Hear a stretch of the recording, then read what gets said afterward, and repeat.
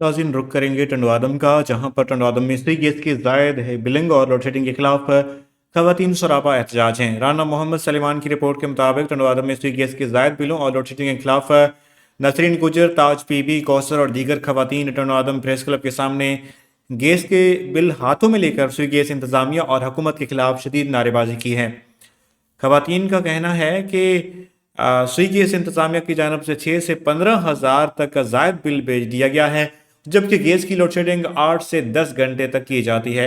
इन्होंने मुतालबा किया है कि फौरी तौर पर इस पर का नोटिस लिया जाए और वो जायद बिलिंग और लोड शेडिंग का नोटिस लेकर हमें इंसाफ फराहम किया जाए।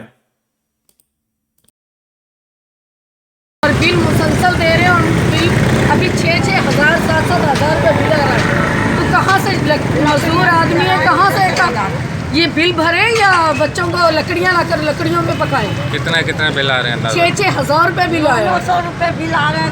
1 वीक के जब हमने गैस ही नहीं देखी है तो हम बिल कहाँ से भरेंगे? तो हमें इस मीटर का इनका क्या फ़ायदा?